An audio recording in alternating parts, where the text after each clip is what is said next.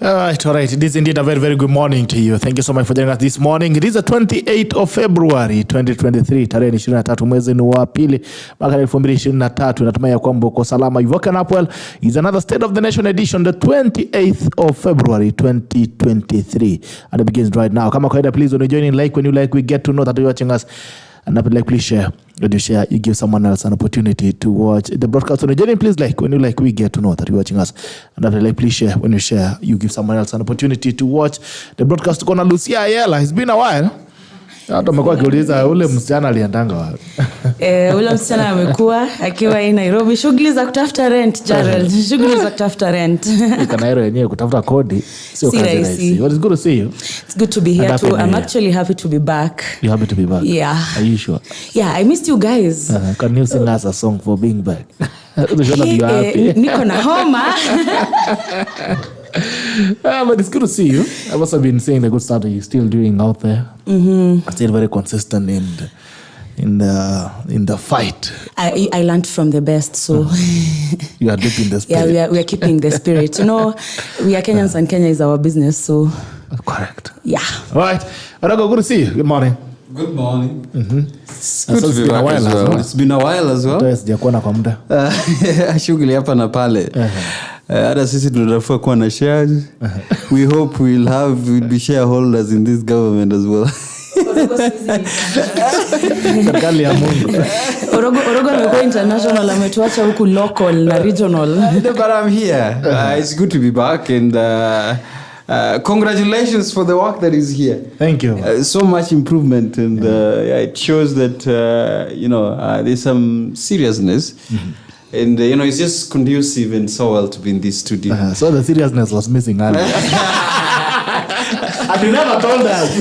I know you didn't want to hurt our feelings. From a small start. You appreciate the small start. You don't discourage the small start. You bottom up. You know, Gerald started with his phone in his sitting room.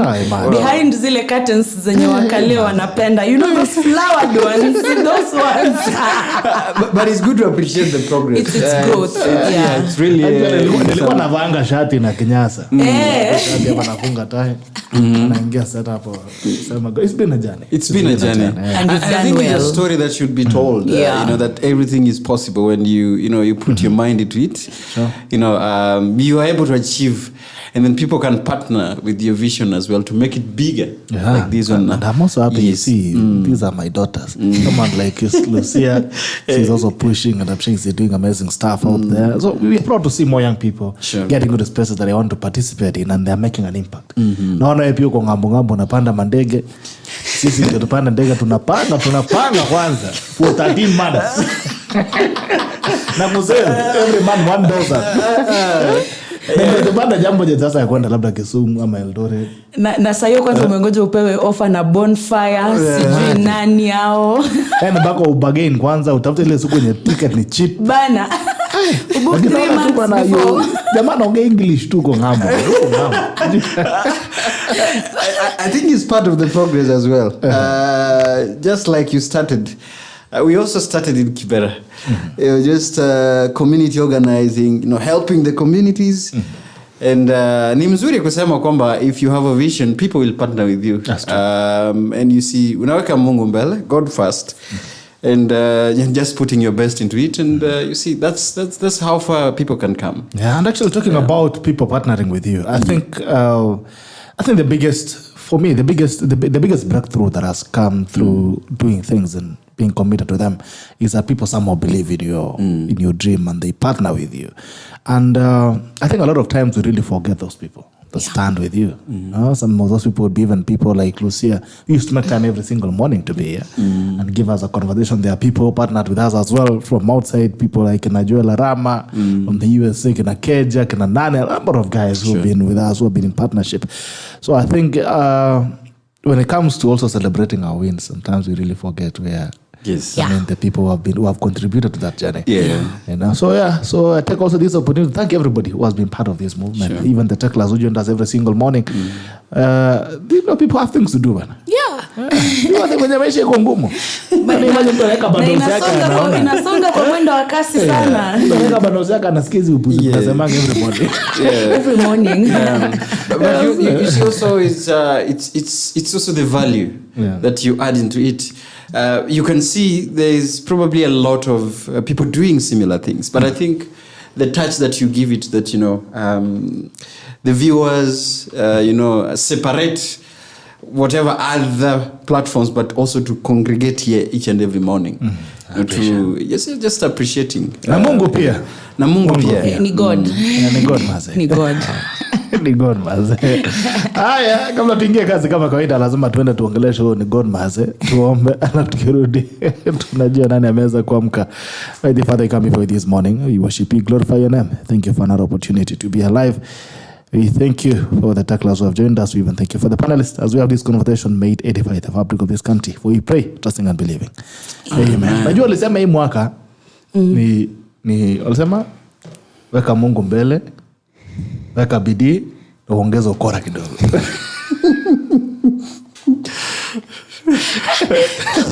Even ndio watu walisema hapo kwa ukora kidogo si kidogo. It is in good measure, pressed down, shaken together and overflowing, kwa sababu unaweka ukora mingi. Tumeka ukora mingi sana. So karata ni gani hii mwaka? I think mimi kitu naona ni kwamba naona hustlers tunasema wamejisegregate kidogo. Kuna wale wenye wanatamani kwamba serikali itie bidii yatimize zile matakwa. I'm very careful in this Swahili. There is others that wanasema is to work smart, is to invest on your on the networks and all these things. But I think the good thing kwamba umesema kwamba ni kuweka Mungu mbele. And I agree with what Ayiela said. Ukiweka ukora mingi, there is a thin line between ukora na corruption, na kufanya zile malpractices. So it's a really thin line for us to distinguish ukora na innovation na kuwa creative na ujanja. So I think it's just working smart, like you're saying, putting God first, but also maintaining your values as well. Okay. You see. All right. Okay. Tunaweza kuamka mapema hii. Babake Willy tuned in. Asante sana Babake Willy. Good morning to you. Paul Kibiego. Good morning. Good morning to you, sir. Felix Kiptore. Good morning. Good morning. Sir Fred Ngete. Good morning. Patrick Mgana. Good morning. Live from Madison Insurance opposite Milimani Locos. Tuned in. Thank you so much. Good to see you this morning. Evans. Morning. Gerald. Tuned in. Alex Wekesa. Good morning. Tuned in. CR Wellington. Good morning. Good morning. Lucy Simayo. Good morning. Good morning to you, sister. Joel Rama Chairman. Nasema welcome back Lucia Ayiela. And Lucia Ayiela bwana. You need now from today rudi nyumbani. Unajua nimeona Joel Rama and I remember Joel Rama. Hi Joel. Rudi nyumbani. Rudi nyumbani. Tutaongea after show. Rudi nyumbani. Nitakuona kando. Wow. You need to promise them that you're coming back. Unarudi nyumbani. Si nimekwambia nitakuona after show. Hii maneno lazima tupange, hatuwezi shindwa. Lazima urudi nyumbani. Joel Rama anasema consistency, asante sana. Joel Kisori Ruchi FKM, good morning from Bomet. Good morning. Roti Nixon, good morning my brother from Melody. Anasema great conversation, asante. Kisori Ruchi FKM, Lucia, thanks for representing. Thank you. Gideon Kimwok, good morning, watching live from Nakuru. MC Muya Wakandara, good morning. MC Muya Wakandara. Jane Mumbi from Jane, Savage by Jane Mumbi, good morning and God bless, asante sana. YouTube nani ameweza kuamka YouTube. Felix Vela, good morning. Karen Jugura, good to see you Karen. It's been a pleasure. It's always a pleasure to have you on set as well. Straight to the business of the day. I think we start by looking at the magazeti. Wenye leo magazeti Liona leo nini ya Taifa Leo, I think it gives very good fodder. Whoever comes up with those headlines for Taifa Leo needs a salary increment bana. Ama tumuchangie. Alafu I have a question. Anafikirianga hiyo headline in English kwa kichwa yake alafu ana translate ama anafikirianga in Kiswahili. You're not thinking in Kiswahili is different. Alright, so looking at once na Taifa Leo. Taifa Leo wanasema midomo miwili ya Kenya Kwanza. Hofu watoto wakililia kuolewa, wasichana wachanga Kilifi utoroka kwao ili waolewe. Ukiliwa fea ni shauri yako, koti yasema ina uwezo wa kuwalazimisha vidosho wanaokula nauli kuirejesha. Watu wa kutuma fea kwisha kimeumana. Serikali ya Ruto ni kama mnara wa Babeli ambao kiongozi mmoja akisema hivi mwingine anasema vile. Hiyo ni Taifa Leo, sio mimi. Na kuna some contrast that has been put in there. Some statements by Rigiji saying mambo ya shareholders kushughulikia UDA, the president saying I'm a president to everybody and the government will serve all of us. Kashagwa says analaumu Uhuru, anasema analaumu Uhuru na deep state yake. Na Mudavadi anasema wakati wa kampeni imeisha, wakati wa kulaumiana umekwisha. Kashagwa pia anasema watu wangu wa biashara wanafinywa kwa mambo ya baa Nairobi kufungwa. Na William anasema asante sana Sakaja kwa kufunga mabaa. Haya, Aisha Juma pale anasema public servants will get a salary increase. SRC inakuja inasema tunapata salary cuts. In fact anafanya cuts. Atasema mitigation. Kuria anakuja kusema mambo ya Kuria is a CS for MITI. Inaitwa MITI.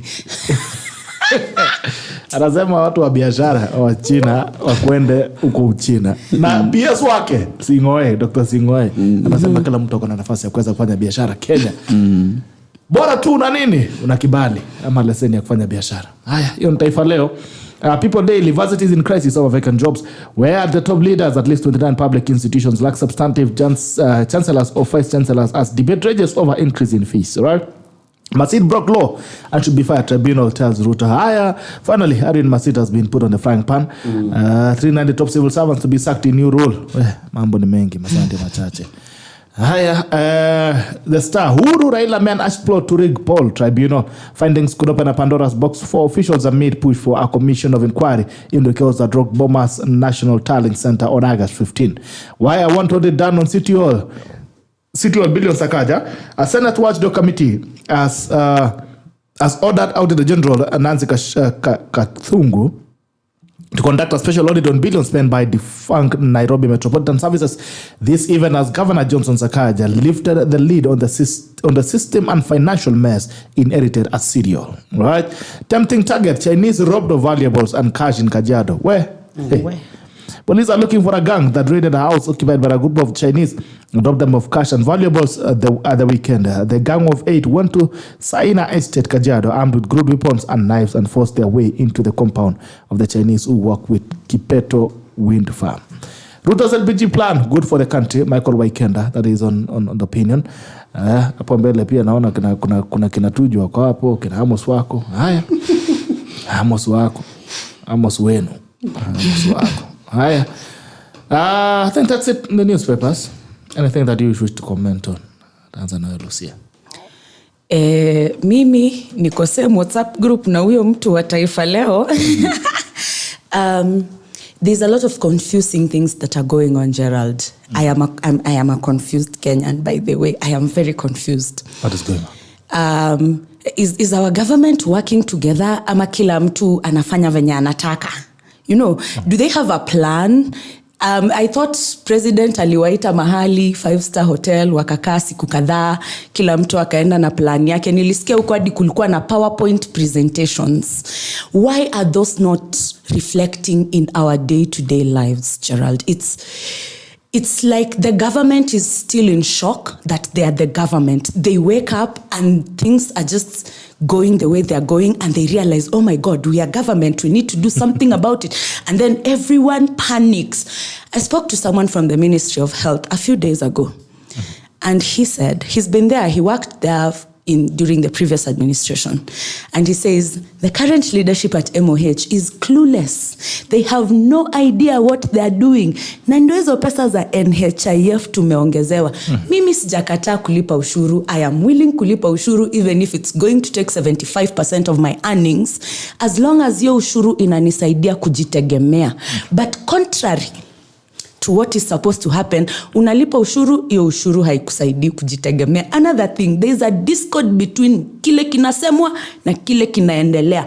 What are we told? Actions speak louder than words. We have our president on record akisema he has changed the narrative. Hii serikali itakuwa serikali ya mama mboga, mtu wa motorbike, wale watu wa chini, wale usijua kina nani.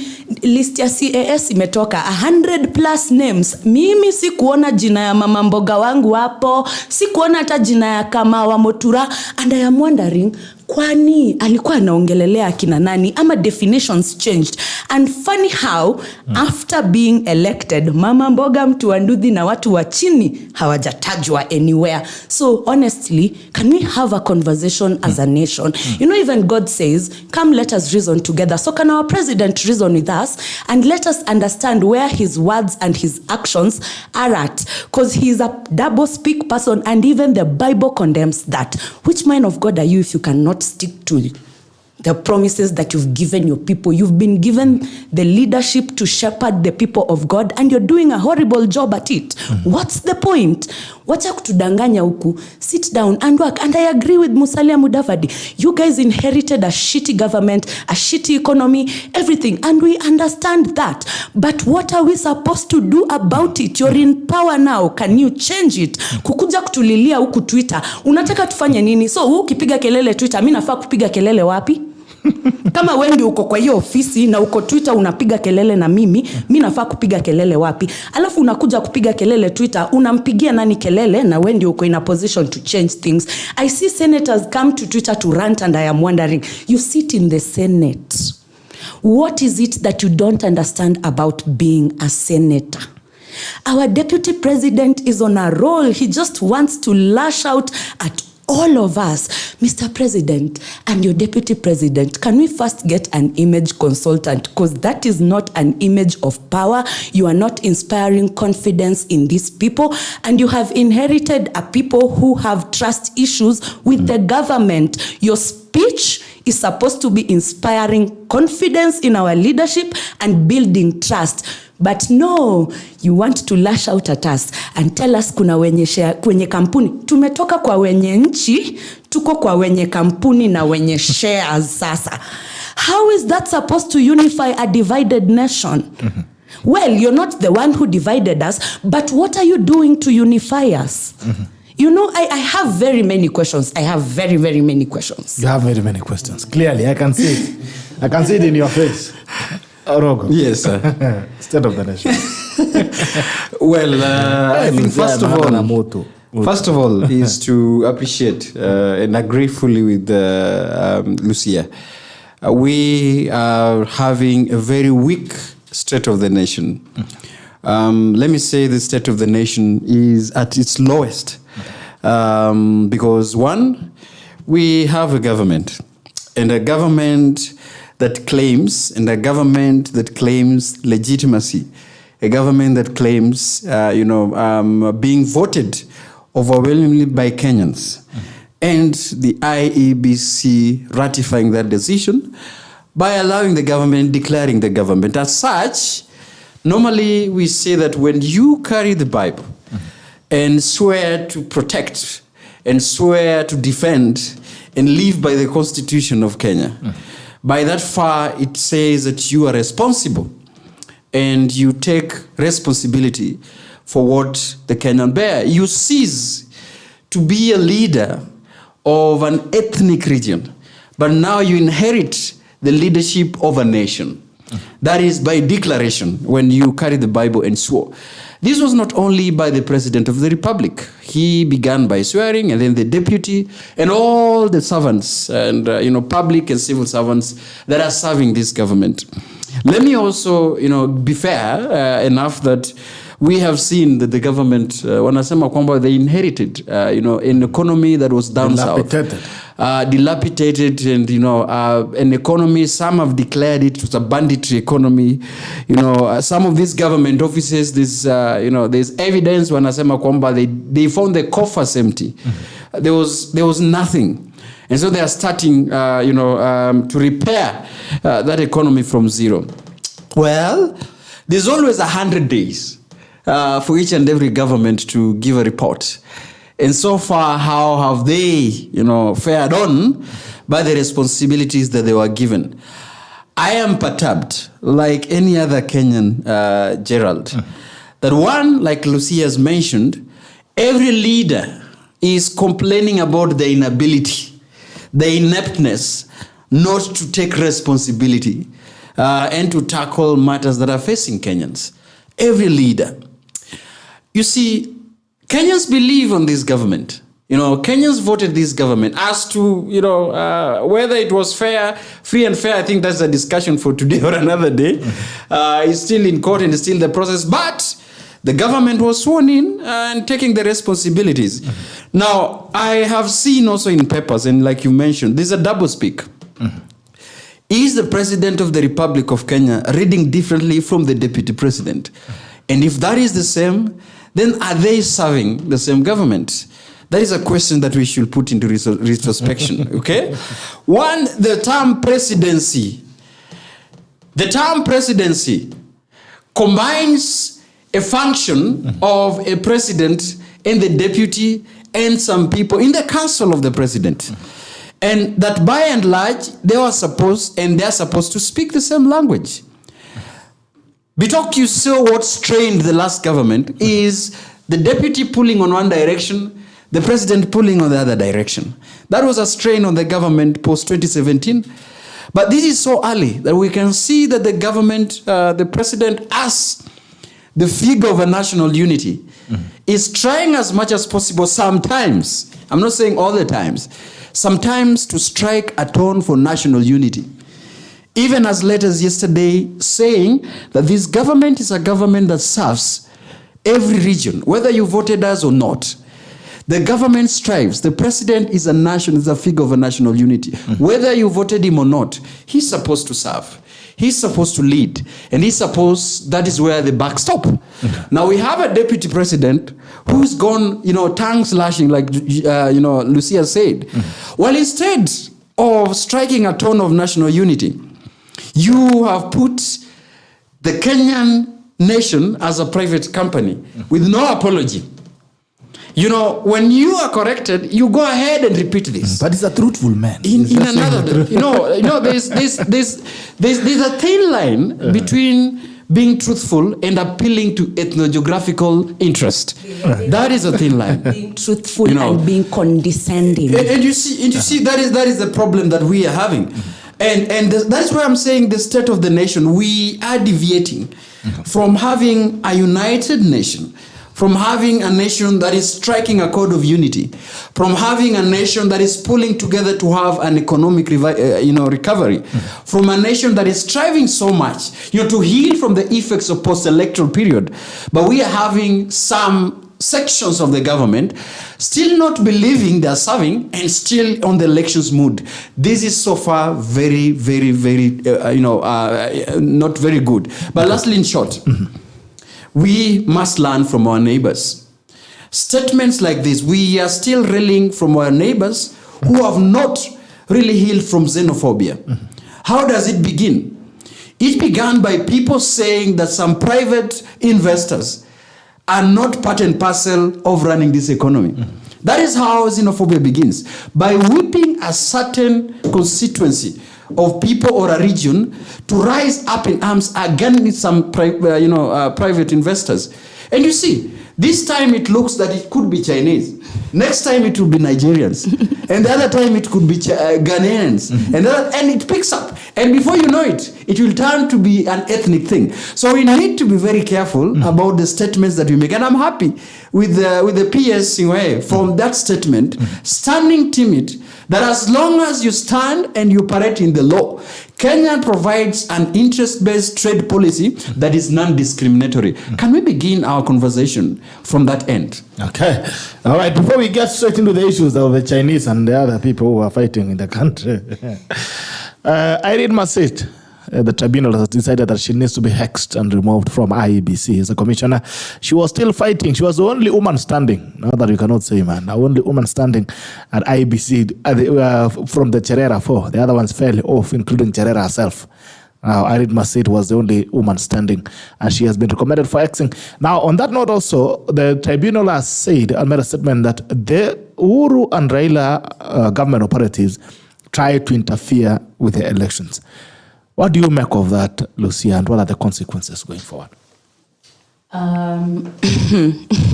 Karibu niseme mimi maoni yangu kwa sasa sina maoni. Lakini sikosangi maoni. When it comes to the IEBC commissioners, Gerald, it's tricky.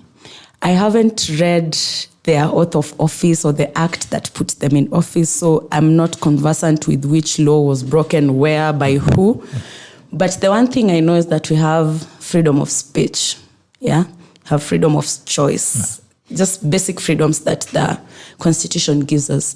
And I think it's important to have a work environment for any employee, I would say, not just public servants. It's important to have a work environment that is conducive for you to carry out your duties as is expected of you.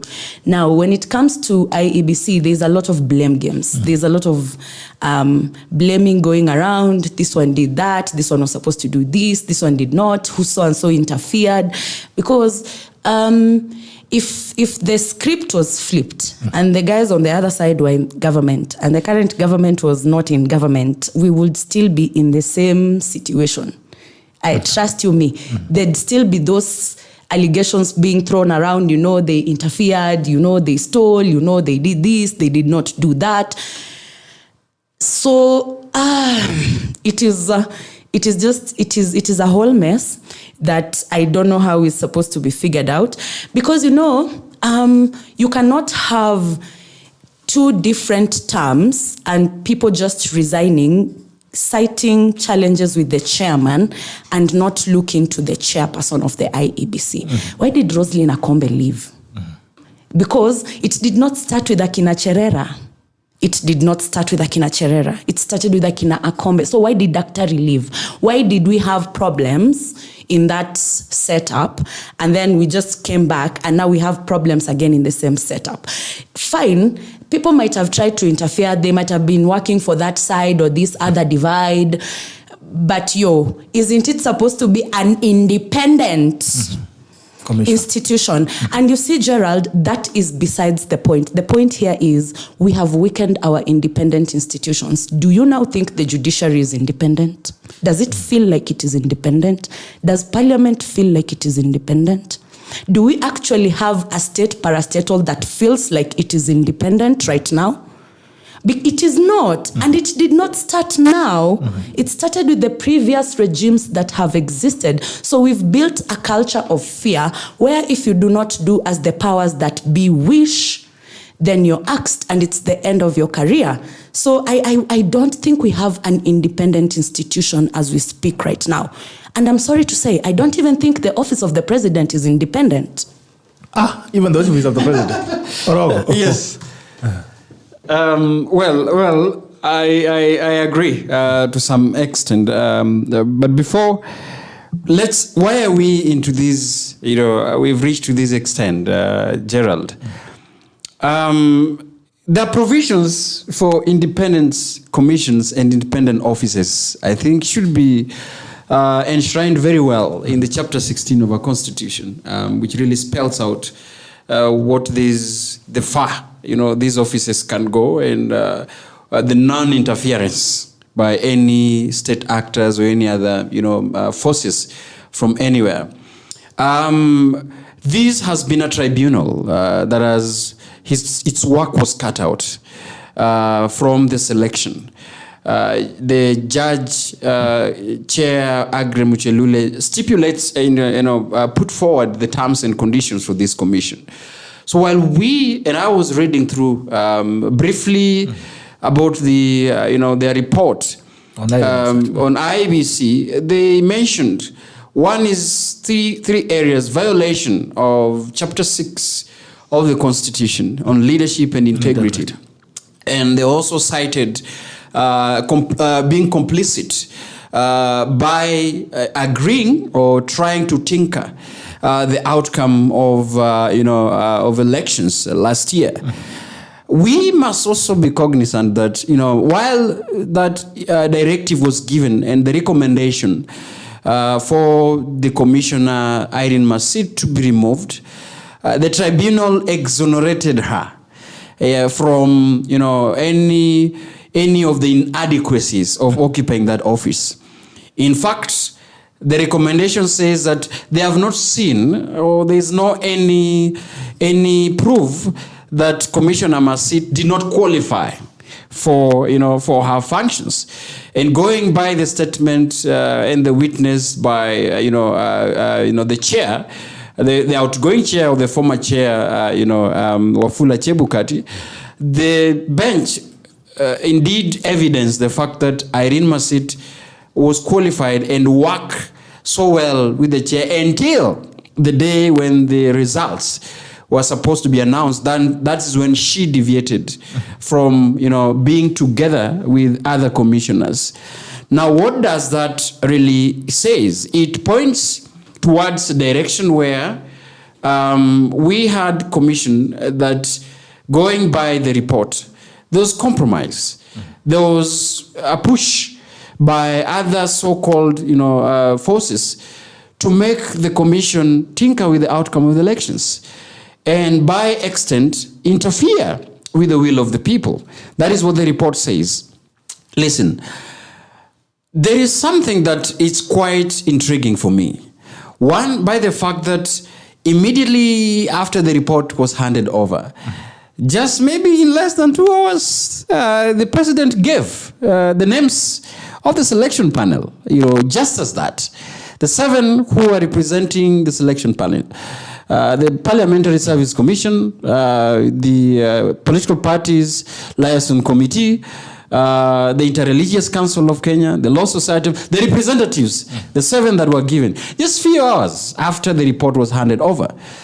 Gerald, could this be an indication of a premeditated outcome? Because it's quite intriguing that the statement, as the tribunal was handing over the reports, there was already a plan to gazette, the selection panel. So this is where, the rubber meets the road. By the fact that we should be seated, and I keep on saying, the opportunity for us to sit here is to be very objective and tangible enough by factors that are affecting this country, and to go on record saying that we are speaking boldly, like the tackle requires us, with evidence, without not compromising the truth about what is happening in this republic. I foresee a situation where there was a premeditation of the outcome of the committee post their retreat. That the recommendations to expunge now the commissioners, because Irene Masit was the only commissioner seated. The rest had already resigned and therefore could not face the tribunal. She was the only one sitting, and the council, Kip Korir, was very timid in the fact that commissioner should have been exonerated from these allegations. Now, the other thing that comes again is, if there is indeed an evidence of compromise, with the commission, what cures that? Let us also be bold enough to say what cures the future interference. Yes, and those are asking, with the commissions. Gerald, I keep on saying that as much as the selection of the panel and the subsequent commissioners to the commission is political, we will end up still having the political products of these commissioners, and therefore even on the discharging of their functions will be political. By the fact that the commissioners will be seated trying very much not to interfere by their bosses who are calling the shots, and these are political leaders. I foresee a situation where this commission, and even the commission that is expected, if the selection panel, if the selection process is political, and by being political I mean that the sitting government would want to have an upper hand on the outcome of the commissioners. The opposition also want to have an upper hand on who is occupying that position to determine the end result of election period. And this is the ultimatum that you've seen also from the opposition leader, giving ultimatum, in fact, the 10 days or the 8 days that are remaining, the composition of the selection panel is one of the agendas. The Honorable Raila Odinga and the Azimio coalition is calling shots over. I still see a danger in the outcome of the Electoral Commission, the composition. All right. Moving on as well, the politics of ugali. Anonga, Raila Odinga has taken back to the streets. Is back on the streets. Anaita baraza, consultative barazas across the country. And now he has moved on from Kilibiwa. Sasa ameanza kusema unga ni pesa mingi. The cost of living, the transition into that. I don't know. The politics of ugali is not new. We've always had these conversations around the demonstrations around the cost of living. And unga and politics have a very beautiful relationship. I've never understood. Mahali ugali ilipatana na siasa sijui ni wapi. Waluya ndio watatuambia. Mahali ilipatana. But I don't know. Do you guys think it is sincere or is just another vehicle for politicians to ride on their own interests? Lucia. Ugali is a unifying factor. Nadhani ukisema ugali kila mtu anaelewa ni nini unasema. And wanasiasa wanapenda unifying factors. So those two go hand in hand kama githeri na avocado.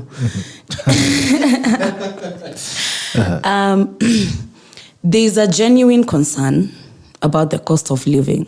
Genuine concern that has to be addressed, that we were promised was going to be addressed. Mi nimesikia unga imefika 180 lakini kuna mahali najua bado inauzwa 250. So I don't know if we are together in the same country or sisi wenye hatuna shares ndio tunauziwa ya 250. No, washtaki kwa serikali. Pengine waliambiwa wale wenye hawana shares wanunue unga na 250. We never know. Kusema. Lakini kama mngetaka kumaliza Waluya si mngesema tu. Kutuuzi sasa unga ni kitu ya kuuzia Mluya 250 surely. Anyway, politicians will always be politicians. Kula noodles. Hapana, wewe sasa tutacheza rugby aje tukikula noodles. Politicians will always be politicians. They always have an interest in anything. They will always use genuine concerns to drum up support for themselves. So Raila is doing what Raila has always done. I don't know why you all are shocked. Sijui mbona mnashtuka. This is just Raila being Raila. This is what he's good at. This is what he's been doing ever since we've known Raila. You know? I'm glad he has that consistency. I'm really glad akona hiyo consistency ya ku keep going. But I wouldn't be naive to tell you that he does not have an interest behind it. What is the interest? I do not know it. All I am saying is that let's not fight for interests that we do not know. Mimi nimesikia vita huku za LPG gas. Sijui watu why would I boycott gas ya 1500 watu wangu? Sasa na refill mtungi na 3000. Nikipata hiyo 15 nayo mapema very fast. Unasonga na mapema. You know, yeah. So objectivity is really required at this given point. Am I saying the Kenya Kwanza administration are saints? No. Am I saying if the Azimio would have been in government, we would not be having problems? No. Sai maybe tungekuwa na ka 6K kai mwezi mahali kana ngoja tuende sherehe Friday, lakini tunajua vile tulifanya. So politicians always have a vested interest. Even if they say that they are fighting for your interest, it's not really for your interest, because as we can see, mama mboga uko wapi sikuoni. Na kutafuta kwa serikali na sikuoni uwi. And it's good that Kenyans have started questioning right now. And on digital spaces, I see a lot of objectivity as compared to previous times, you know, where it was just pure sycophancy. So right now, the high cost of living is biting all of us. We can all relate to it. It's just divisions of nitty-gritty here and there. Oh, sijui ikawa alisema. And my problem with this whole situation is that our government is only responding to one part of the narrative. Ule mtu wa maandamano ule mtu atatutishia sisi ndio serikali, sisi tunataka nini. But why are you guys not talking about the rising cost of living? Keep in mind, President ameongeza budget ya Office of the President by 5 million. Which empty coffers were we talking about again? So yeye akona nguvu ya kujiongezea. The rest of us should just deal with the rising cost of living without a salary increment, without gainful economic activities to help us meet that cost. Sahi tunatozwa ushuru left, right and center. You're being taxed almost thrice. Has your salary increased thrice? Has your income increased thrice? Do you think the environment to even interact as business people, has it been made conducive for us to have more money in our pockets, which then you can tax more? No. Salaries za watu kwanza, those cops. And let me deviate a little. You know, Natembeya said something very important. And he said, our security officers are poorly paid. Right now, the cost of living is high for everybody, including the people we are expecting to keep us secure. Gerald, can you imagine having to trade your gun for a meal? For a meal. Like, that is the basic need that your employer should provide you with. We have stripped our security forces of their basic human dignity, and we still want them to protect us.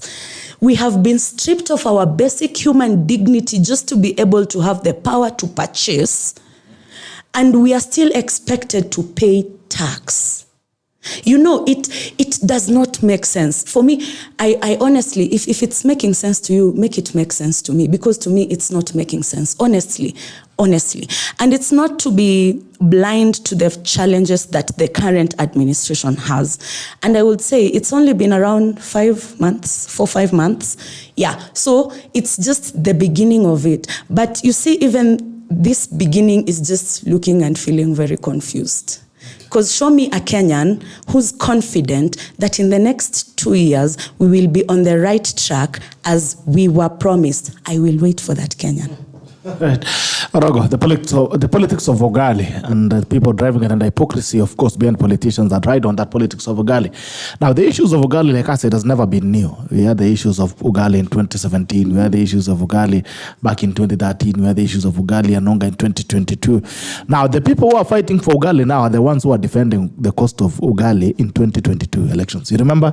Yes. They're telling, Ukraine, iko na shida, understand the government, the Anshe government, elewa, ukasema Russia wanapigana, bei ya unga ndio imepanda. There has been that. Now the space has shifted. The people who are fighting for the cost of ugali are now defending it, and the people who are defending it are now fighting it. The hypocrisy behind the cost of living and mambo ya unga. Where do they get the moral authority? A few months. Where does Raila, for instance, after defending 5 months ago, defending the cost of unga, is now fighting for the cost of unga? The hypocrisy in politics and the politics of ugali, is it deliberate? It is, and Lucia has put it. I agree. That he's put it that where does it find you? At what political beam are you in at the point when that debate is being carried out? Are you beneficiary of the government? Are you knocked out and you're in opposition and use it as a tool to mobilize? Well, you see unakuanga kipande gani? You see ugali, like you said, apart from being a uniting factor, as Lucia has put it, it is also a point of whipping people's emotions, because you see it's a basic. And I'm not talking about ugali. I am talking about the basic, the bare knuckle of the living conditions of Kenya. Basic commodities, flour, milk, where you get Kenyans, bread, where you pinch the most, where you see that is an equalizer. That can be purchased by both the rich and the poor. You see, that's why I'm saying, where do you really find the dignity of Kenyans? And that is where you hype the cost. So I think it's a debate. It's really a debate that I've said it's really whips people's emotions. It really is unite, and it's really also a factor to mobilize as well. But here are the optics for me about this politics of ugali and taxes. You see, Gerald, we haven't seen the cost of living reducing in any government. It's always by, it has reduced, and then when it's slashed down, it goes drastically. It goes drastically up and a little bit down. So I think it's a play game that goes around government taxes, it goes around, deliberately making the living conditions of Kenya unbearable. I'm saying deliberately because just like Lucia has mentioned, when Kenyans are not really, people who are afraid of paying taxes. Let me say this. But where is the evidence? The last time I mentioned this in this show, where is the evidence of the value of the tax? Where is the evidence that there is, the value for their money? When everything, goes up, and it's not only food. Yesterday in the papers and in the news, you've seen a number of households struggling to keep their children in school. You see, the basics that Kenyans should go and educate their children. Others are saying if they're seated there, why would they return them at home? You've also seen that the government had rolled out before ya kupatia watu a subsidized fertilizer. I don't know whether it still goes on or not, because we saw people lining up and collecting those fertilizers as a subsidized. I don't know whether that project is still going on. It is the same in the backdrop of this Bitok. We are seeing the government, up in arms against investors who are trying to lower the prices of commodities down. The case in casually right now, we are talking about the China Square investment, where, the Honorable Kabogo is even asking, he doesn't understand why he could purchase some commodities at a lower prices in the square, but when he goes down at Nyamakimi and Kamkunji, it is an up. So banditry economy, it's political interest playing, higher stake in this. But again, it's also the government, let me say it's the government trying to use this to politicize their failure of reaching their commitments. Let me ask you, why would, the trade and, industry minister trying to auction the licenses of the foreign investors and giving them back, trying to politicize. And on the other hand, the Foreign Affairs Ministry are saying that this is not really how we run this country. From that, it's enough for you to see that one, the government is divided in trade and investment policy. The government is divided in the policies of economic revival. And squarely, the government is confused about the manifesto of Kenya Kwanza with committing the interest. For me, I see this playing a fact. But the question is, where is the civil society in this? Part and parcel question. Where are the courts, the judiciary? Where is the parliament? Because at least, if the executive is confused about the policies and coming through, there should be an independent, lobbying and advocacy to get Kenyan back into their senses. The only person I am seeing even trying to distribute unga for free is Eric Omondi. Now you see, the comedians and the creative industry have got sense in trying to cushion Kenyans. Where is the vibrant civil society? I am a member, and some of us are members of civil society. Where are you? You see, where is the civil society in this vibrancy? Where are we? In all this, what is taking place? You and Lucia. I would say civil society is equally divided. I don't know what happened, Gerald. I found it the way it is. I am in it the way it is. I do not know what will get us to change it. The other day, someone's wife alifunguliwa ofisi just because she's a wife to someone who has a position of power now. Because show me a good reason as to why that office was opened. In office of the spouse of the cabinet secretary to what? Prime cabinet secretary. Abandu baingo. Lakini mbaya kwa people kwa na office. Hapa tumechezwa proper. I'm telling you, And our president said what? Austerity measures. How does that equate to austerity measures? We have millions of young people, Gerald. I'm sure hata wewe tukiangalia inbox zako sahi kuna like almost 100 people wenye wamekuambia uwape job in the past 48 hours. And you look at those texts and you're like, guy, hata pia mimi natafuta hiyo job wase, So millions of us don't have jobs. We say we want to deal with corruption, we want to steady our economy, we want to bring about austerity measures, yet we are recycling the same people who were in the previous administrations that failed us. Show me your friends and I will show you who you are. Okay. All right. Show me your friends and I'll show you who you are. You guys are my friends. Who am I?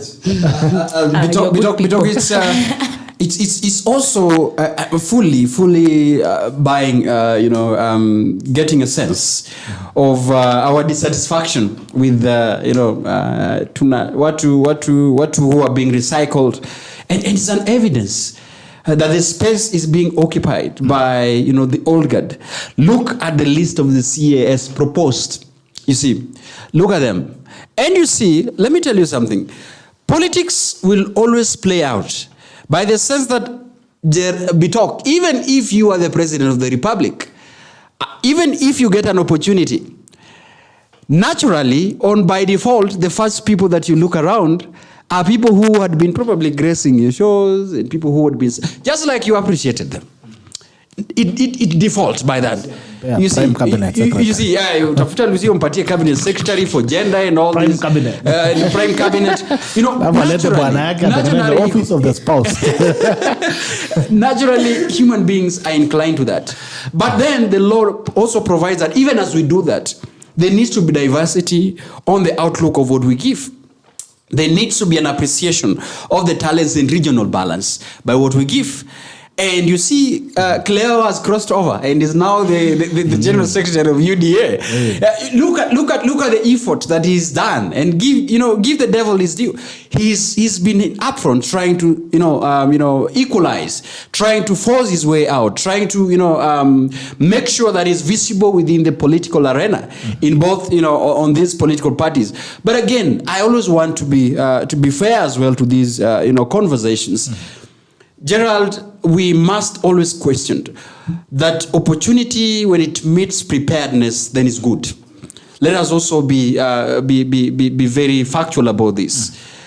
We, as young people constituency, have been campaigning that young people are supposed to be given an opportunity. How I wish that these young people are equally prepared. One is that they are able to commit to the value system of this republic. Because I am seeing a situation where young people are very qualified, but the systems that are getting them into these positions compromises their beliefs a lot. Okay. That they need to yield into some political pressure. Look at them in the political parties. Any political parties that is spearheaded by young people, these people, they get there fresh, but they're converted in between the processes. And you wonder, people, for example, like the Honorable Babu Namamba, very strong member of civil society, before 2007, we counted on him. But the moment he gets into the government, begin to sing some different tune. Look at people, young people, vibrant in the civil society getting with the government. They're converted now. In the committees, in the parliament, guys are fighting in the streets of the parliament, trying to fulfill the manifesto of their so-called godfathers. The same, I commit, even if you elect me or you or Lucia, the process, my worry is not about Lucia getting to the government. My worry is not about Bitok getting the government or Orogo getting the government. My worry is in the monster that will consume them once they get into this government. Now look, this is where I fault young people, including myself, that we need to be very apathetic about the ethnic issues in this country. Okay. Gerald, it is happening in Nigeria as well. And I congratulated the people of Nigeria, apparently, by standing up into their arms, creative industry, supporting one of their own, Peter Obi. People with skills. Peter is being beaten. That's what I'm saying. As to why they're being beaten is a different thing. But standing behind, defying their ethnic majority, whether you are Igbos, whether you are Hausas, or whether you are from Kaduna State, young people unanimously stand with their own.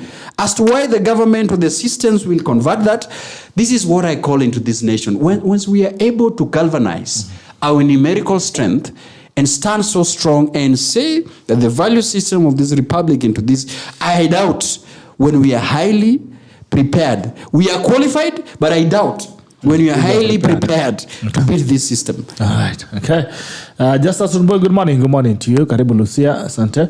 Patrick Kimngeno, the big challenge Kenya is facing is high cost of living. Now, if common mwananchi who has promised to jenga serikali pamoja struggling so much to end meat of daily bread, Kenya Kwanza should go back to the drawing board and review the manifestos that they promised. Otherwise, it's becoming a worse confusion all over the fake promises. Okay? The keeps konena sema kama Lucia maoleka. Lucia mabadeko bwana. As a finally you'll not struggle with the office of the spouse. Najua nilikuwa naenda kuandika kazi ukose mtu akuweka office.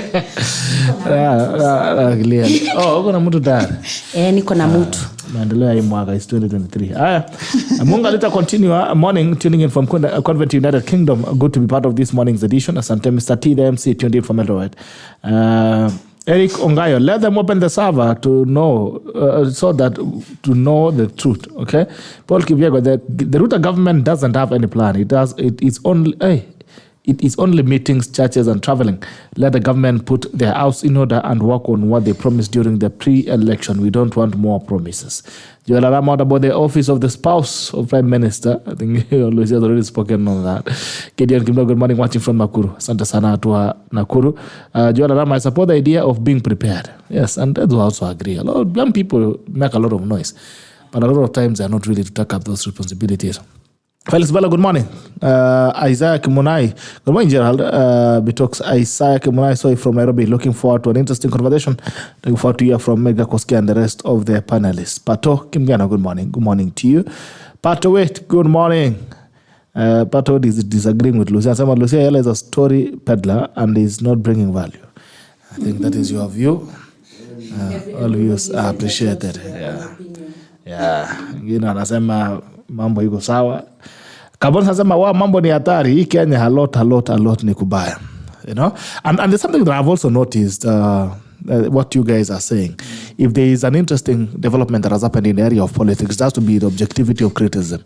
Because I'm even seeing people supported government disagreeing with some things. For this issue of China as well, which I think we need to get deep into as well, straight off. A lot of guys are saying, guys who are in government are saying, no, people should be allowed to trade. The other side as well would be and also other areas that people are having conversations around. There needs to be some level of level-headedness in young people, in constructive criticism, and ensuring that we can put the government in check as we also try to be progressive.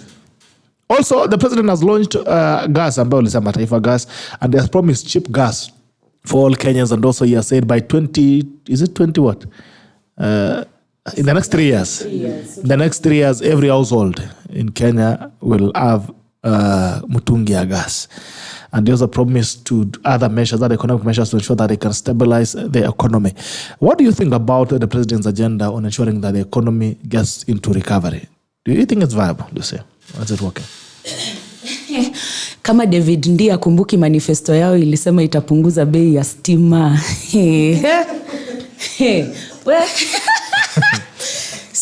Sijui viability iko happy, Gerald. But as I said, it's only been 4-5 months. And the president asked us to give him time. He actually said 1 year, exactly 1 year. So maybe it will be fair if we revisit this conversation again in a year's time. However, for now... What are some of the areas that you think maybe you could focus on to stabilize the economy?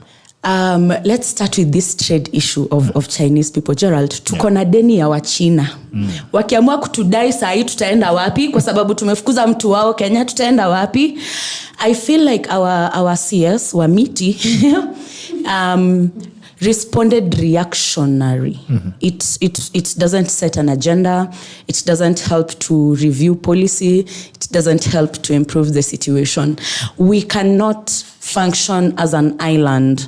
I think even islands need like coral reefs around them in order to function.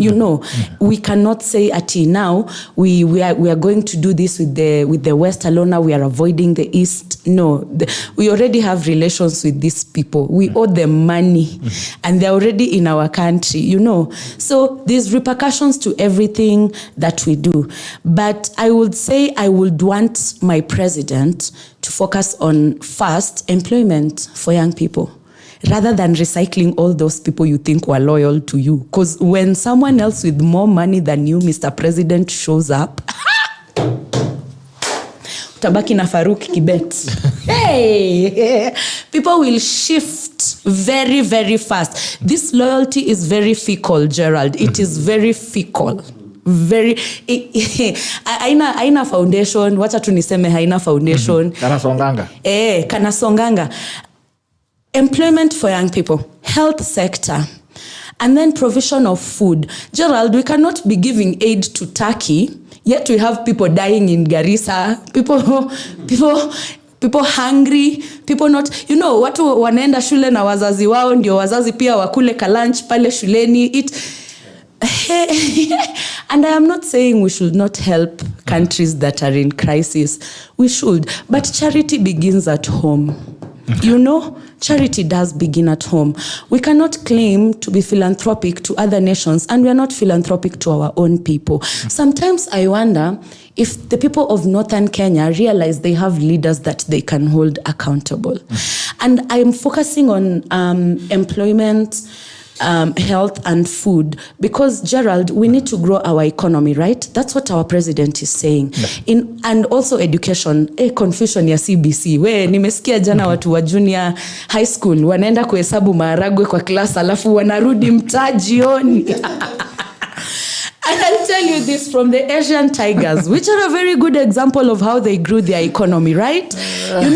In order for your economy to grow, you need a people who are healthy, are people who are well fed, and are people who are educated. Tumeongeza school fees ya university. Oh my goodness, levels of illiteracy. And this is what I'm talking about. Sometimes actions speak louder than words. Maneno yako huku, matendo yako kule Timbuktu. Parallels, they are never going to meet. And I'm like, can our president please call another cabinet meeting? Because I don't think everybody is reading the same book, leave alone being on the same page. If ingekuwa kitabu moja different pages, we would have said hapo mbele wataka up. It's just different truths. But it is starting to feel like everybody is reading their own book, doing whatever they want to do, wherever it is that they want to do it. Na hii matamshi reckless that is really going on, can he also focus on reining that in? Because if I was president and the people I have put around me to work for me are not doing it, and their sentiments are actually very detrimental to the work that we are trying to do, I'd be a very worried president, because who'll re-elect you back in 2027 if the foot soldiers are not fighting the same war that you're fighting? And I want to believe that our president's heart is in the right place. He wants the best for the country. He wants to really do this. But can he take another look at the people he has chosen to work for him, because they're letting him down, starting with his deputy? And no apologies on that one. The deputy is a big letdown to the president. Our president is not a saint, but the deputy president is not helping him to improve his image or the trust of Kenyans in any given way. And Moses Kuria is another one. Okay. Alafu, can we talk about this age thing also? Let's talk about the age thing. List ya CAS iko na watu wangapi wenye wako above the age of 45? And we have, and like he rightfully said, Cleophas Malala is someone who's put in the work. And I'm not defending Cleo. I don't know Cleo, but he was my senator. I come from Kakamega. One of the reasons people will tell you why Kakamega developed a lot is that Cleo kept Oparanya on his toes. Cleo did the work that he was supposed to do the way he was supposed to do it.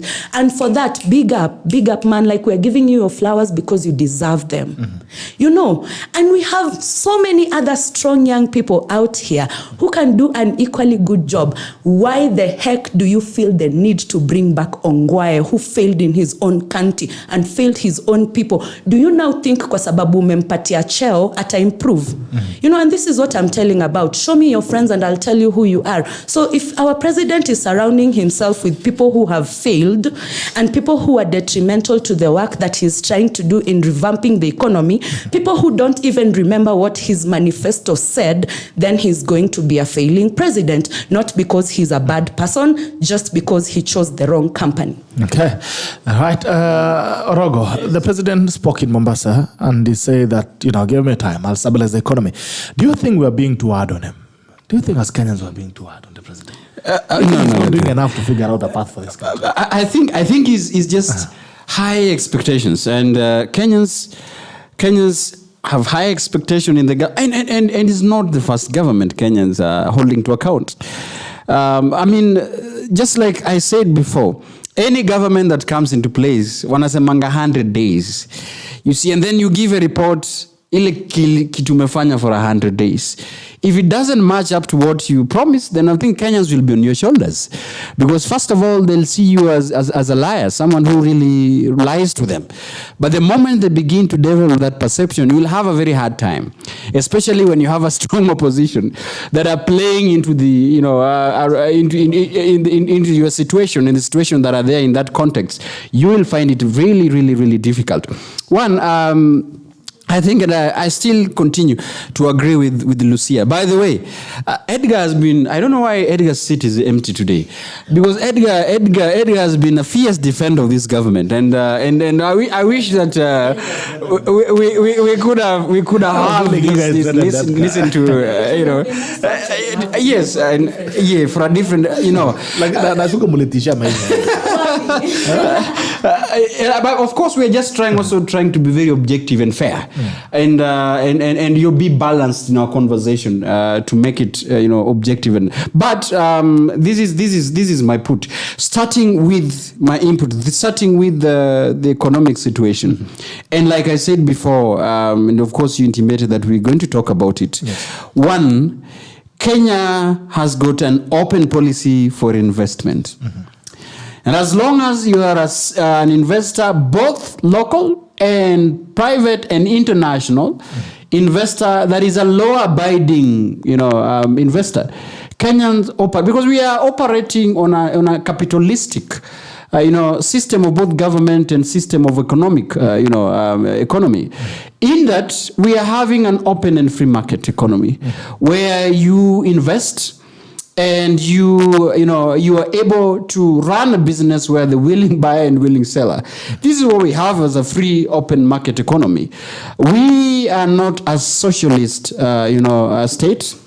So that means that an investor that has got a keen interest on developing and not violating the laws of the republic is free to carry out, their investments here. Now, I have seen this being politicized again. Allow me to say this. The moment we are having different tongues, and let me tell you, and I say this on a different platform, the strength that the minister and Moses Kuria is having is very extraordinary. You know, that strength is not from him. There is somebody somewhere calling the shots, and is not coming open in public and telling us, that he is the one calling for these shots. I am saying this in very confidence, that it's quite unique to have a trade minister reading a different script from the Ministry of Foreign Affairs. That is funny, first of all, because this is with the interest of the Foreign Affairs Ministry to safeguard the diplomatic policy of the Republic. Gerald, I'm saying this because this can backfire very badly. As Lucia has mentioned, that when the governments are trying so much hard to have the foreign and policy and foreign affairs diplomacy, it should not be lost in us that China is very brutal when it is provoked. Because we have seen, even in the outcome of pandemic, we saw Africans being lying on the streets, sleeping on the streets, because the Chinese government interests were in other nationalities. Africans were parading, sleeping on the streets without not being given a shelter until the African governments made noise. That is not the government we would want to provoke, because not only for the purposes of provoking, but the purposes of violating the trade policies and diplomatic policies. So let us be very careful. And again, I said this, that if you violate this, xenophobia in South Africa and any other nationalities did not begin by people just up in army streets. It began by people in high-ranking government offices provoking the citizens and appealing and mobilizing their voterage. So I am coming to agree with what Lucia has mentioned. Let us be very careful not to divide Because when you divide the republic, you're playing into the gallery of opposition, and you're giving a tool to the opposition government to destabilize your government. And this, you'll not be able to recover from it. I am again saying that, one, let us open room for private investments. And as long as these people are not violating the rule of the land, let them invest, because we would also expect our exporters to be accorded the same, environment when they're exporting to China, when they're exporting to UK, when they're exporting to American. But again, geopolitical politics at play.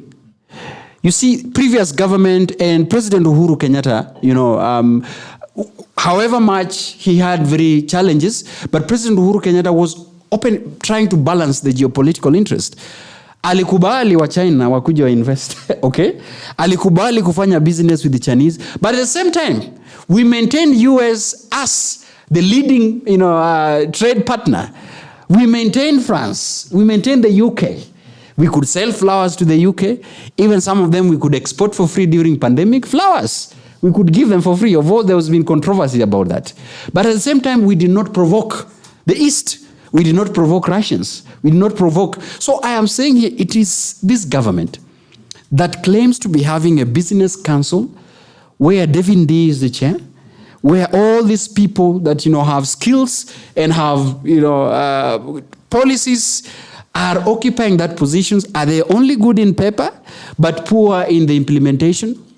As I conclude, Ghanaian government and Ghanaian environment right now, their cedis against the dollar is so much high, because there was an advisor who turned to be the vice president of the Republic of Ghana, one who was recognized as an economist, like David D, went up, providing lectures in lecture halls and writing good economic policies.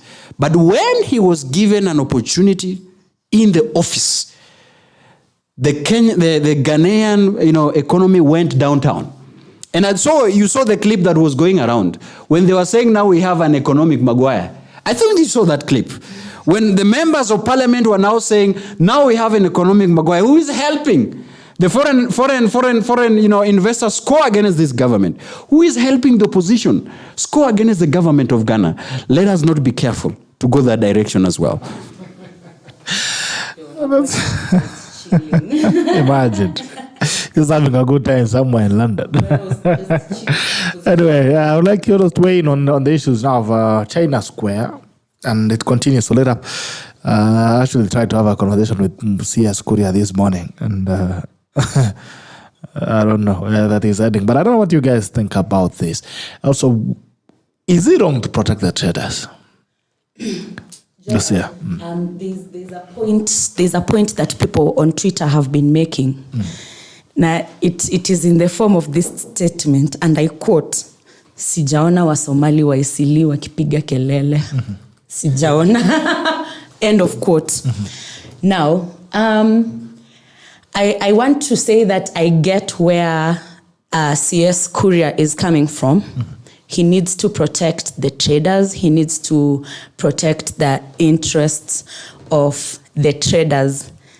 High Consumer Federation of Kenya, KOFEK, muko wapi? So now who's protecting the consumers?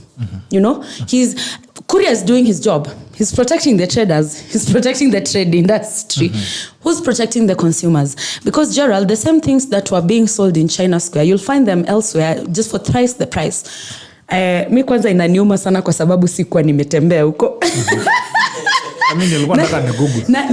Nilikuwa nafikiria hii wiki tupesa tunaweza ingia kutoka mahali alafu nijipate hapo China Square, but yes alifanya vile alifanya.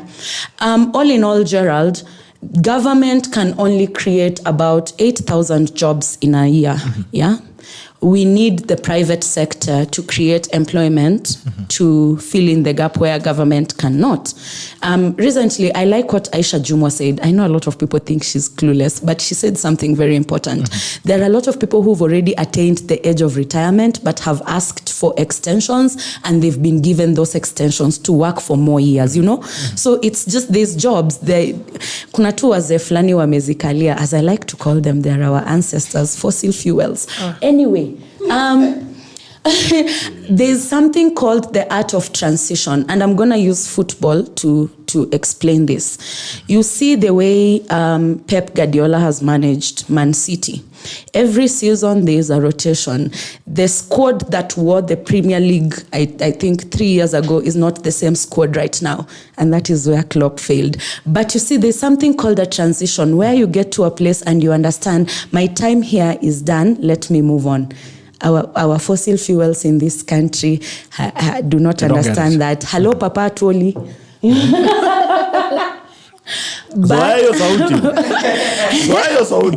Itabidi tu sasa atafanya aje, mimi ni wao. Anyway, I think China Square was an employment opportunity for, they said, around 500 people. It's a drop in the ocean, but it's somewhere. If we make this environment conducive for both foreign traders and local traders, it's going to be a win-win situation. I do not know why our CS is bent on looking at one side of the divide, which is Kikuyu traders only. And this is something that has also come up a lot with our DP. So I'm starting to wonder, is it a Kikuyu nation? You know, I know some very good Luo businessmen. I know some very good Turukana businessmen. So when we talk about Kikuyu business people, what are we telling those Turkana businessmen? What are we telling Luya businessmen? You know, a business person is a business person. Competition is healthy for any business. The problem here is that our CS forgets we've not made the conducive environment for our local traders to thrive. That is the problem here. And that is your fault, Mr. Moses Kuria. That is on you. Do not put it on anyone else. It is on you. Can you create a conducive environment for local traders to thrive and not exploit consumers when it comes to prices? Then let's talk about closing China Square. You cannot just sit there and be unfair to foreign traders when you cannot provide those opportunities for local traders. Why is it that it is expensive to buy from local traders compared to buying from foreign traders? Because our local traders will tell you cost of production of anything is high, and when the cost of production is high, that cost is transferred to the retailers, right? And the retailers transfer that cost to the consumers. Now, enters someone who's good for the consumers. Right now, a lot of Kenyans don't have purchasing power. We need those. And this is where I find it really ironical. So our government is okay with importing cheap maize, cheap beans, cheap rice, cheap sugar, but importing cheap household goods is where you draw the line. Hiyo mahindi na maharagwe tutaipika na sufuria gani? Tutaikulia kwa sahani gani? Tutakunywa uji kwa kikombe gani if we cannot afford to buy these household goods cheaply? You know, it's a double standard that I do not get, honestly. And you sat there, watched this man going through the entire process of registering a business. Have you tried registering a business in this country? I cried on Twitter because nilishindo. You know, it is so difficult. There's so many things that you have to consider. So very many high costs, licenses and permits. You sit there, you watch someone go through that whole process, and then he finishes doing that. Ata hajarecover ile pesa yenye alitumia for registration alone, and then you come and you flex your muscles because you are who? The cabinet secretary? Who are you serving? It's the people of Kenya who have the power. This constitution, this one has given sovereign power to the people of Kenya. And if the people want to buy from China Square, you are not anybody to tell us we cannot buy from China Square. Tumekuandika kazi nani? Kuwa mpole. Take several seats, be humble and stick to your lane and do your job. Usikuja hapa kutu divide na kutuweka in very awkward positions as a country, and it is very regressive. his thinking process is very, very regressive, Gerald. In a world where countries are striving to get these partners, can you imagine that time when you were working with Maridadi, if I would have come here and bashed Maridadi, who was your partner at that point? Do you think that partnership would have lasted? Would you be having such good relationships with that if someone working under you had just gone up against your partner? So what is the CS trying to tell us now? What exactly is it trying to tell us? Should we be buying from Kikuyus only? So wale wa mama wajaka wauza fish pale mtaani, au hizo biashara zao hazifai. Secondly, where were these traders before China Square got occupied by a Chinese? That place has been empty for years. It has been empty for years. Why did they not think to come together and occupy it? Okay. Na seti natetea wa China. I'm just saying, let's be fair. Let's put where blame should be put. Okay. And rather than ranting on Twitter, Cabinet Secretary Moses Kuria, get out of your air-conditioned office, fika kwa ground na ufanye kazi yako. We are paying taxes to pay your salary, and they are very high taxes. You cannot be doing your job while we are struggling here to pay taxes to pay you your salary. All right. Azifungua bunge. From Sister Ayiela. Very, very powerful statements. And I joined these chorus as well. Bitok. My home in Siaya County. 2 weeks ago, I witnessed, the sugarcane being transported in lorries from Siaya to Kabras. Okay? No sugar industry taken to Ayiela's place. Okay? Just some years, there were complaints that were given to President Kenyatta. Listen, fish in Lake Victoria now is even being imported from China. Okay? And that all this fish that is here, there's going to be a problem because the fish processing industry is now not being Kenyan. That was years ago. The government did not rise up in arms. No one, nobody, no ministry, teteared these people from Nyanza and their fish. We still have a problem about Mumia's sugar industry. There's a lot of political players. There's a lot of interest. The company has been revived severally. It's still not showing signs, so limping. Nobody rose, including the trade ministry by that time. People were quiet. I don't know whether it was quietness because it is the interests of some people there who, quote unquote, are still not shareholders of that government by that time. That is also to mention. We have issues, dams in the Rift Valley that were supposed to be providing water for irrigation, being killed and processes by corruption and all these things. Nobody talked about this. In fact, it went so quiet. The region is reeling from the effects of drought and animals dying and all these things. Maize and agricultural production there, everything is down in the valley with regards to agriculture and industries and farming. It's quiet. But here you are telling me that one is some areas in these regions where there is just traders feeling a little bit of disenchantment, and then the whole nation is up in arms. I am not saying this is bad. I am saying that is Kenya an animal farm where other regions or other people are being treated like less people? Simply because if their businesses are touched, the whole country, in fact, that can turn even a national trade policy because certain areas are affected. Okay. Gerald, these are things that you need for us to put into perspective. Okay, all right. I actually spoke to Moses Kuria this morning, I think around 5 a.m. or 4:30, thereabouts. 5 a.m., I think. And I was just trying to pick his mind on that. And he has said he has given these guys an opportunity to set up a local manufacturing, to set up a manufacturing unit of factories. But I was asking him, okay, while we are condemning these things, at the end of the day, someone will buy. You will buy anyway. You need a cup, you'll buy a cup. And that cup will probably come from China, whether you're buying it from Orogo, from Odeo, from Orogo, from Lucia, from any other person. As long as you're buying it from the market, someone imported it. So what alternatives are we giving? If you're not giving a manufacturing, because we are a net importer, we are a warehouse economy so far as it is. So even as we are thinking about closing up these spaces, what happens? What alternatives are we giving? Are we saying that we're going to set up factories tomorrow to manufacture these same things? What is the alternative that you're also giving to the consumer? As you're protecting the trader also, what opportunities, what alternatives are you giving to the consumer? And another issue that came up is the issues of capital flight.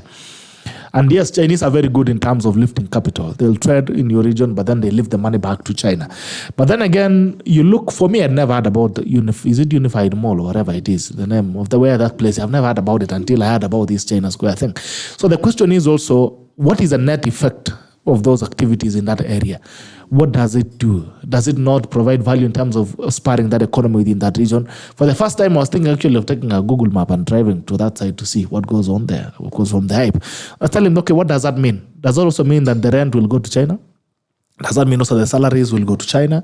So even as we're having this conversation and making decisions that seem rational from face value, are we also getting deep into it? In a country that is struggling with unemployment, are we thinking about the employment opportunities that comes with that? And actually, there are a few facts that I've gathered about this China Square, and there are a few facts that we can pick on. One of them is it's a retail and wholesale store. It's located at Unicity Mall on Thika Road. Officially opened on January 29, 2023. Made shillings 20 million in the first 14 days. Has branches in 13 countries in Africa. That's 13 branches in 13 countries in Africa. Sources products from China, Turkey, and Kenya. Headed by Lei Cheng, aka Charlie.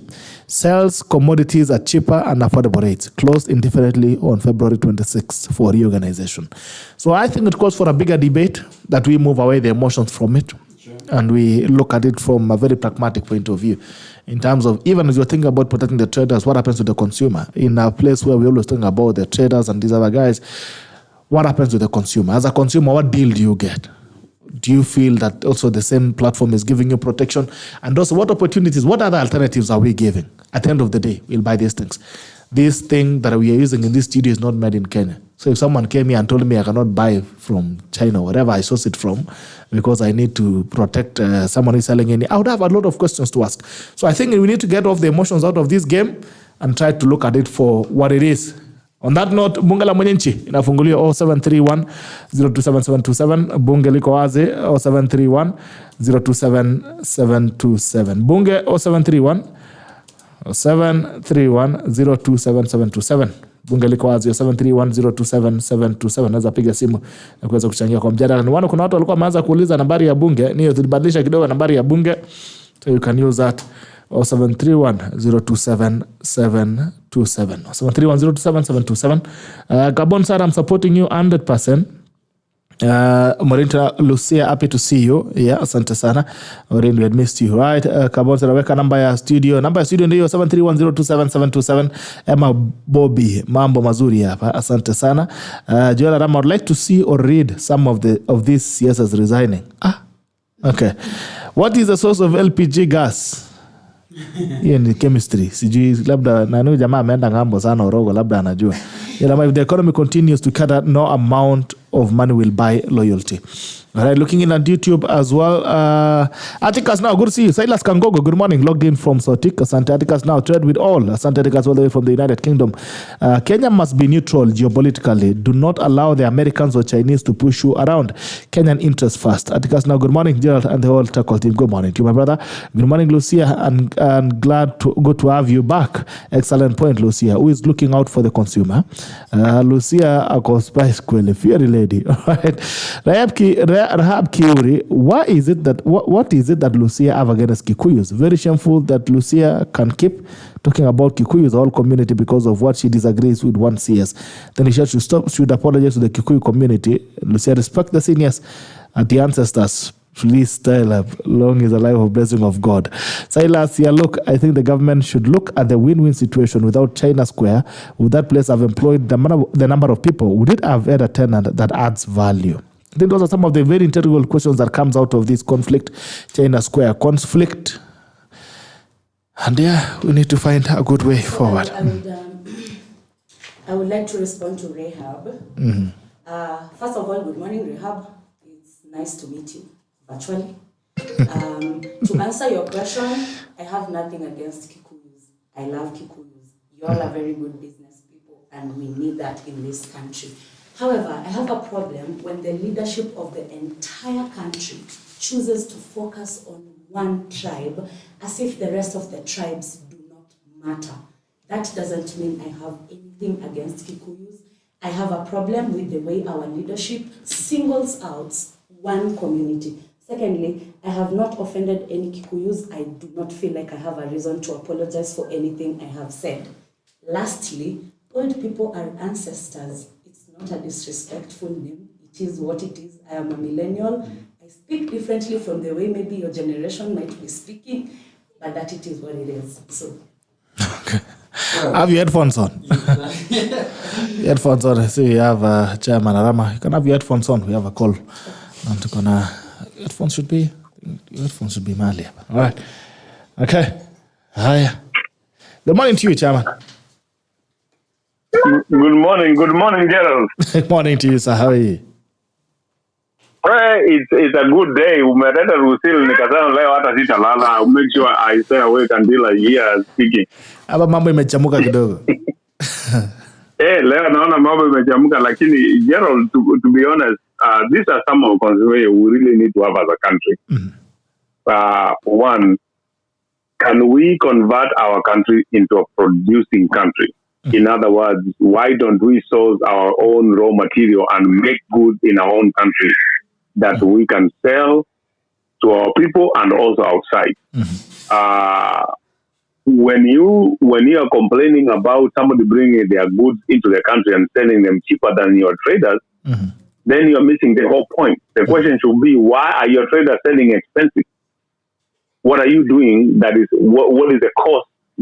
There is a cost-related effect that is making the items be more costly than the other person. That's the one thing we need to find out. Like the gentleman said, this is how xenophobia starts. And unfortunately, it's not going just to affect one subset of community. It's going to affect everybody. Because like the China Square, like you guys have said, there are 500 people who are employed in that place. So far right now, the CS has already managed to make 500 people unemployed. I did plan on how you're going to pay these people salary for the next 3 or 4 months or 2 months, how long you're going to stop this person from operating his business. Did you plan for that? Now, and you know, our people, or the way we survive from not even hand to mouth. You know, if I don't go to work one day, my family is done. We see stories of people lining up in schools to go and share food with their kids. Seriously, what are we doing as a country? And Lucia, I think, pointed it very well. Mr. President, the people you appointed into office are letting you down, and at the end of the day, the blame is going to be on you. To me, like I posted a comment, I think it's high time we start seeing some of these CSs resigning. I don't see why a reason a CS will travel to London to go and watch a Manchester United game. I don't see why a CS will go to Middle East to go and watch World Cup when we didn't have Kenya being represented in the World Cup. These are some of the things we need to really take seriously and say, hey, what is the cost? What is the cost benefit of you making this trip wherever you're going? What are we getting? If we are not getting anything out of it, then you shouldn't. You know, you have a prime minister of, some of these European countries, somebody riding a bicycle. He's a prime minister, but he's riding a bicycle to work. The former chancellor of Germany stays in the same apartment she was in, even before she became a chancellor, all through, even when she retired, she was still staying in the same apartment. She went shopping herself. But for us, you want to put a high value. You cannot have a government that says is broke and you are making extraordinary budgets that don't make sense. Our members of parliament, why are you not doing your job? Our senators, why are you not doing your job? Our MCAs, why are you not doing your job? We put you in the office to do work. The era of politics is over. It's no longer about you, dear, as Neo. You are working for Kenyans. I don't care which party I'm in, and it should not matter. You, as my member of parliament from my area, you need to work for me. You need to champion the things that are going to help my community so that we can thrive and prosper. Okay. But as long as you're not going to do that, we are going to be in trouble. And you as Gerald, I every day I look at the currency exchange.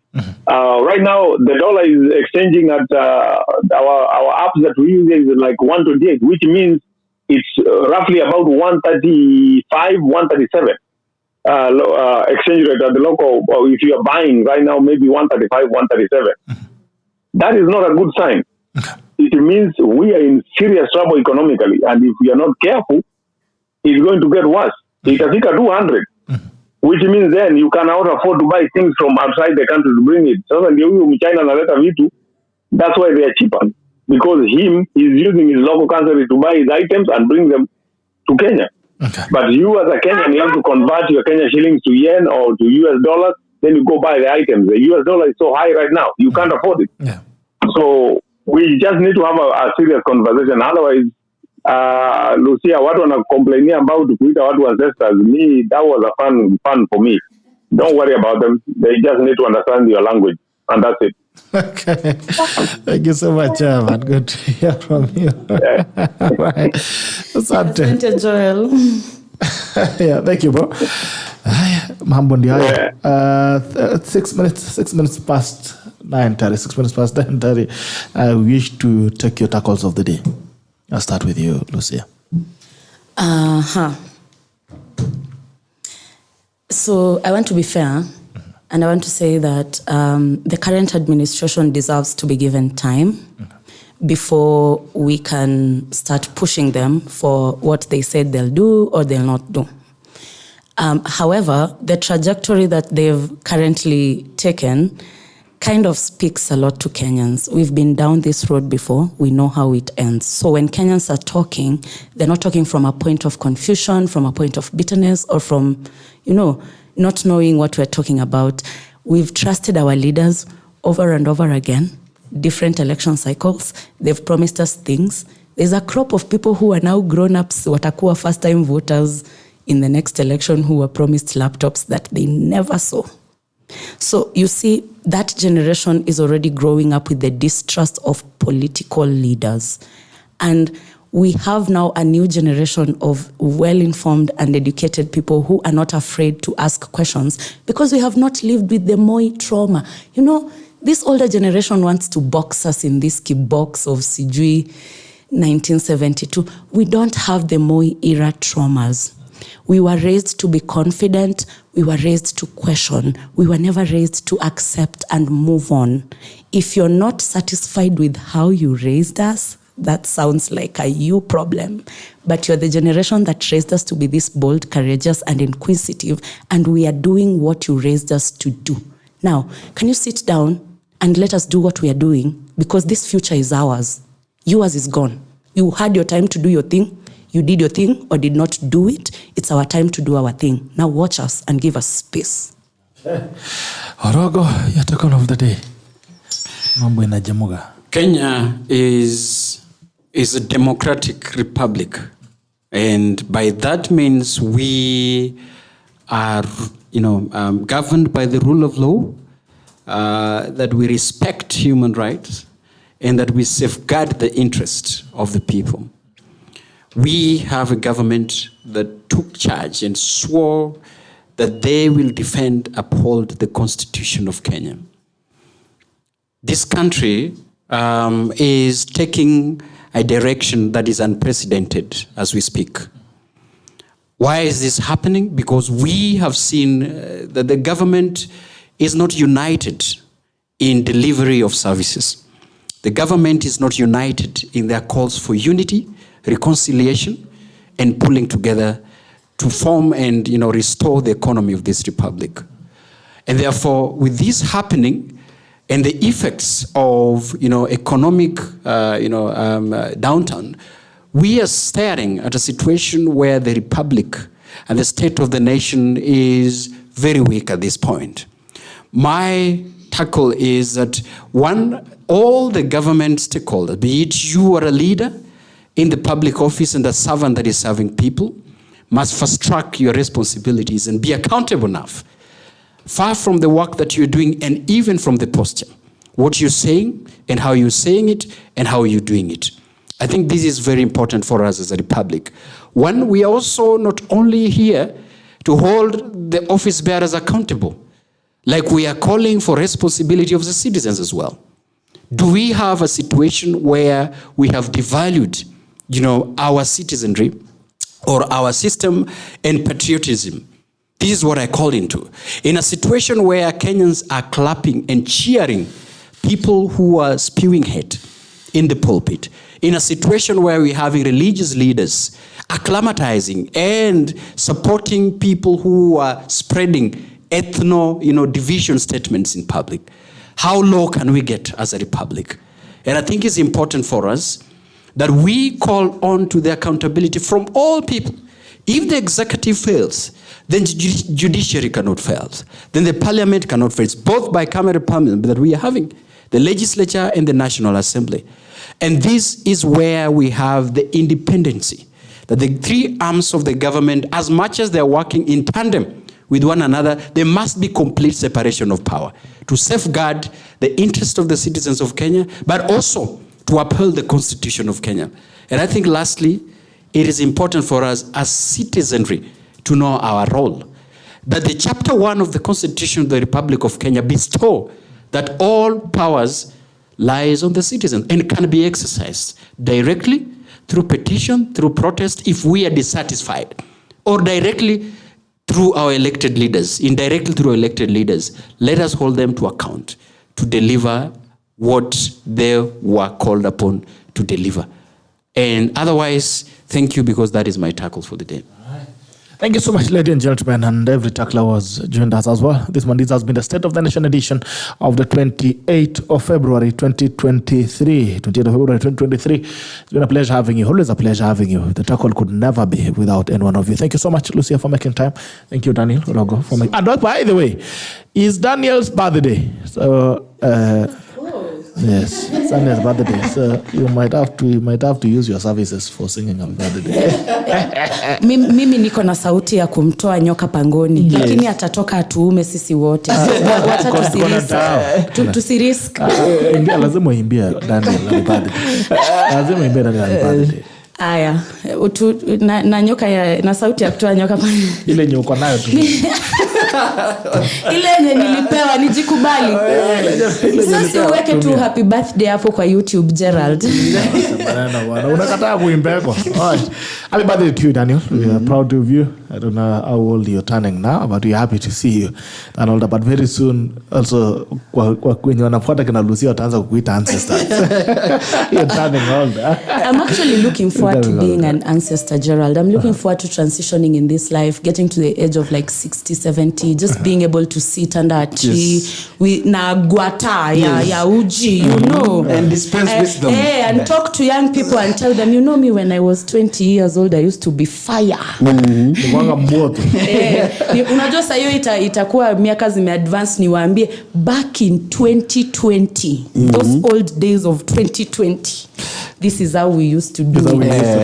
Thank you, Gerald, thank you so much for that. It's by the grace of God. God is still giving us a lease of life, and He's given me time to live. I am grateful, and I am thankful for every situation that I live.